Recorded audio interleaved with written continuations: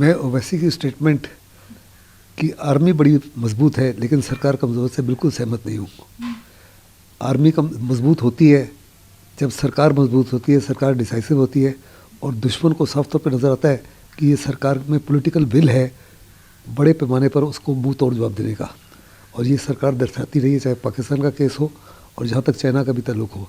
तवांग में हिंदुस्तान ने चाइना को दर्शा दिया कि हिंदुस्तान की क्या काबिलियत है गलवान में, और ये तभी पॉसिबल था because of the very strong and decisive government.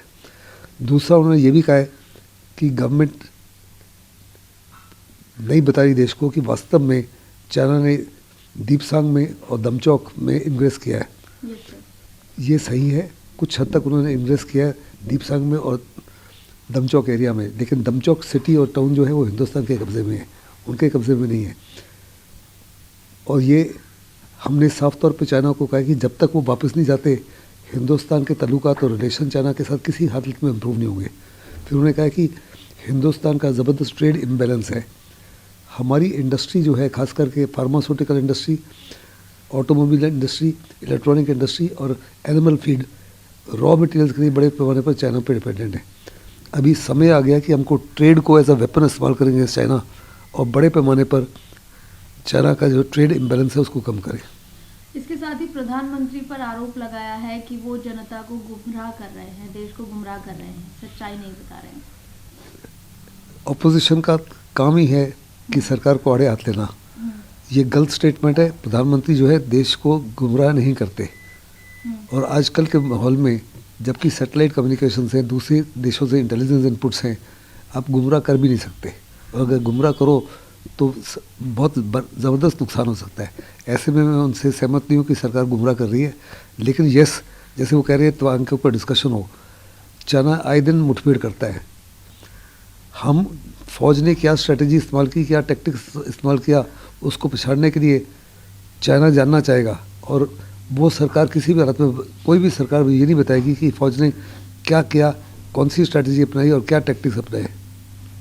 व्यापारिक तौर पर नुकसान ना हो इसीलिए चाइना के साथ अच्छे संबंध बने रहने के लिए प्रधानमंत्री गुमराह कर रहे हैं, ये आप मानते हैं व्यापारिक जो कारण है? इस समय बहुत बड़े पैमाने पर हमारा ट्रेड इम्बैलेंस है, अप टू $65 बिलियन जो चाइना के फेवर में है।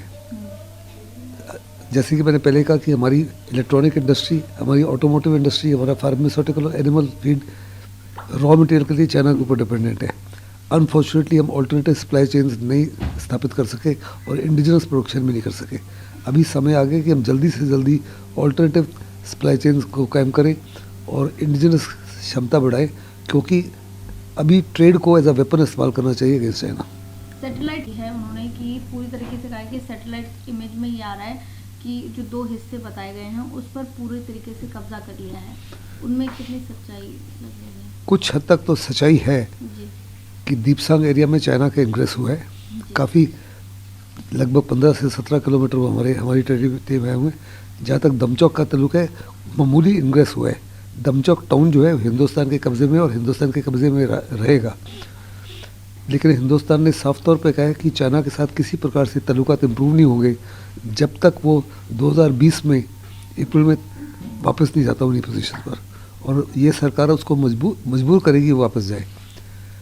हमारी सरकार, पिछली सरकारें थी वो वीक थी, लीडरशिप कमज़ोर थी और वैसिलेटिंग थी और इनडिसाइसिव थी, और उसकी वजह से उस समय हमारी आर्म फोर्सेस भी कमज़ोर थी।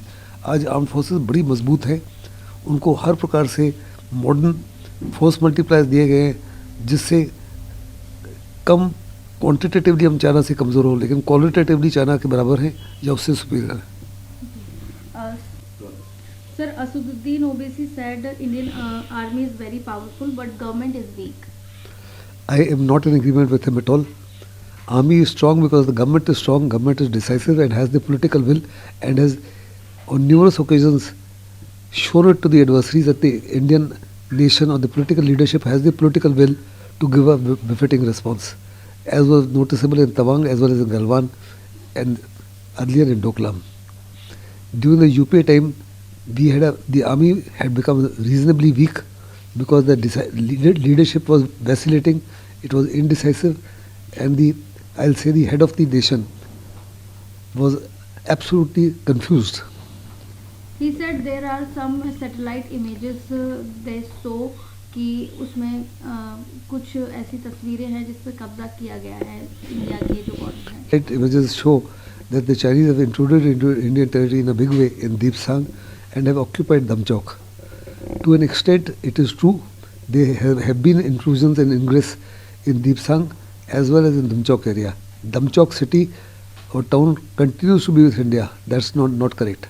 And India has made it absolutely and totally clear to China that there will be no improvement in relations whatsoever unless Chinese pull back from the areas occupied by them.